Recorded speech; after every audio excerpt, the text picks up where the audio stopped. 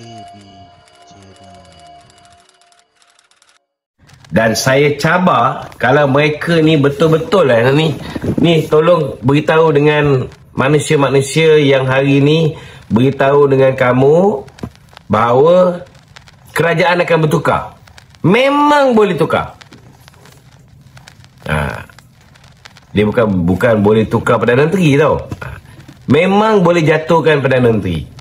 Saya cabar hari ni kalau betul mereka ni ada enough number atau cukup jumlah, kan? Saya cabar hari ni 112 ke 113 orang yang mereka ada ni buat sidang media, panggil semua 112 orang ini, seorang-seorang beritahu bahawa saya tidak menyokong Datuk Seri Anwar Ibrahim sebagai Perdana Menteri. Kalau ada 112 orang yang buat PC dan menyatakan mereka tidak menyokong Datuk Seri Anwar Ibrahim sebagai Perdana Menteri, secara moralnya Datuk Seri Anwar sudah hilang simple majority. Percaya cakap saya, tuan-tuan. Dia orang tak boleh buat punya. Kalau dia orang boleh buat, tuan-tuan, kalau dia orang betul ada 112 orang, tak payah tunggu sidang parlimen. Saudara, tak payah tunggu sidang parlimen. Mereka boleh panggil semua 112 orang ni, duduk satu dewan ke, seorang-seorang cakap, saya dengan ini menyatakan saya tidak menyokong Datuk Seri Anwar sebagai Perdana Menteri. Cukup 112 orang, tuan-tuan. Morally, Datuk Seri Anwar sudah hilang simple majority. Tapi dia orang takkan boleh buat sebab dia orang memang tak ada 112 orang. Tuan-tuan, cara kedua yang dia orang ada, 26 hari bulan ni, bila buka sidang parlimen, buat undi tak percaya ke atas Datuk Seri Anwar Ibrahim. Buatlah. Buat.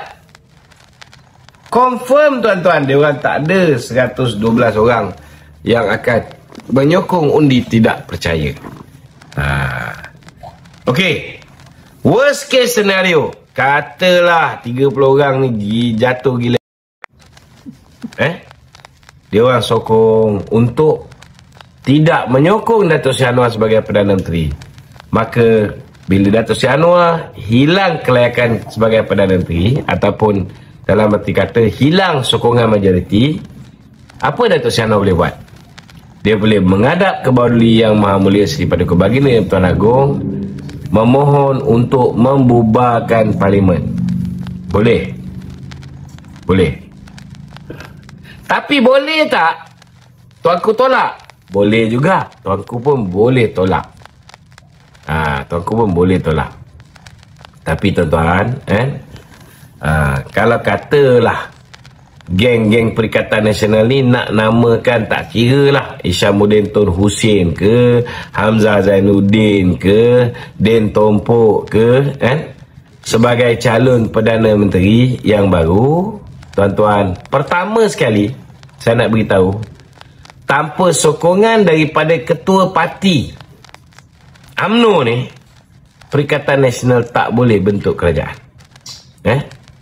Kecuali kalau tiba-tiba Datuk Seri Anwar pula jadi gila, dia sebagai ketua parti Pakatan Harapan memberikan sokongan kepada Muhyiddin ke, kepada Isyamuddin Tun Hussein ke sebagai Perdana Menteri, barulah dia orang boleh bentuk kerajaan, tuan-tuan. Tapi kalau Perikatan Nasional yang ada 69 orang je sekarang ni mengharapkan 30 orang daripada BN, dia tak boleh harapkan 10 orang atau 11 orang atau 15 orang. Sebab SD dah tak boleh pakai untuk mengangkat seorang Perdana Menteri. Tak boleh. Dia mesti secara en blok. Kalau nak ambil sokongan UMNO, mesti ambil 30 orang daripada BN ni secara en blok. Tapi siapa yang boleh mewakili dia orang ni? Hanya satu orangnya, pengurusi Barisan Nasional, iaitu Datuk Seri Ahmad Zahid Hamidi. Itu sebabnya dia orang ni sakit hati sangat, tuan-tuan. Nak jatuhkan Datuk Zahid tak boleh. Bila tak boleh nak jatuhkan Datuk Zahid, kalau 29 orang ni semua sokong Muhyiddin sekalipun, kalau Datuk Zahid tak sign, tuan-tuan, dia seorang je cukup. tak boleh diangkat Perdana Menteri baru. Kalau katalah tiba-tiba lah Datuk Zahid pula jatuh gila, dia menyokonglah Isyamuddin Tun Hussein menjadi Perdana Menteri. Tuan-tuan, worst case scenario, na'udzubillah min zalik, tiba-tiba dia sokong Isyamuddin, boleh tak diangkat Isyamuddin jadi Perdana Menteri, tuan-tuan? Dia hanya boleh kalau dengan izin daripada Kebawah-Duli Yang Maha Mulia Seri Paduka Baginda Yang di-Pertuan Agong. Dan kita pun tahu, tuan-tuan, Yang di-Pertuan Agong telah pun mengulas ketika membahaskan titah ucapan diraja. Baginda kata di zaman pemerintahan Beta ada 4 Perdana Menteri: Mahathir, Muhyiddin, Ismail Sabri dan sekarang Datuk Seri Anwar Ibrahim. Beta berharap tidak ada lagi Perdana Menteri yang baru sehinggalah Beta kembali ke negeri Pahang. Maknanya, tuan-tuan, takkanlah Kebawah-Duli Tuanku nak mengubah apa yang telah pun Baginda lafazkan. Nanti orang duk ingat dia kena bayar pula, kan, dengan puak-puak ni. Baginda pula kita kenal sebagai orang yang sentiasa berhati-hati dalam membuat keputusan. Dia faham tentang denyut nadi rakyat. Baginda pun apa-apa keputusan besar nak buat mesti merujuk kepada majlis raja-raja. Majlis raja-raja hari ini majoritinya adalah merupakan insan yang telah menyokong Kebawah-Duli Tuanku Sultan Sultan Ibrahim Ibni Almarhum Sultan Iskandar Sultan Johor sebagai Yang di-Pertuan Agong yang akan naik tahta pada 31 Januari ini. Takkanlah baginda raja-raja Melayu ni, tuan-tuan, nak benarkan keadaan yang stabil hari ini ada 2/3 majoriti, tiba-tiba nak kembali nak angkat kerajaan yang hanya ada 112, 113, 114, 115, yang mana kalau ada 2-3 orang tak puas hati dengan Perdana Menteri itu melingkup. Macam mana Muhyiddin melingkup, macam mana Ismail Sabri kena tekan dulu, kita suruh buat pilihan raya. Ini tak akan berlaku. Kerana bila kita buat kerajaan hanya dengan simple majoriti, tidak ada kestabilan, tidak ada 2/3, saudara, pelabur akan lari daripada negara ni. Foreign direct investment akan jatuh balik, bursa saham Kuala Lumpur jatuh balik.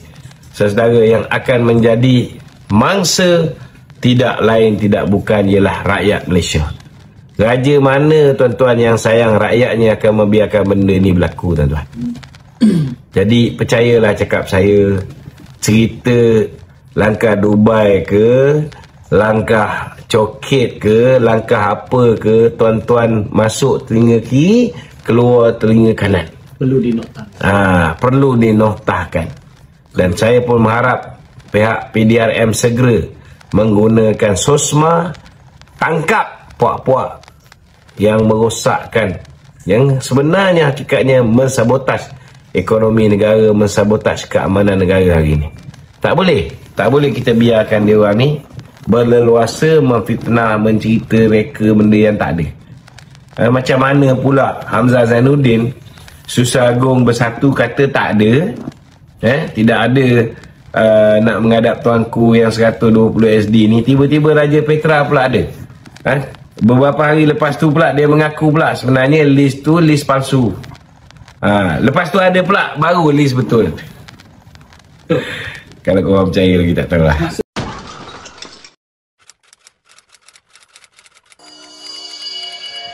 AB Channel.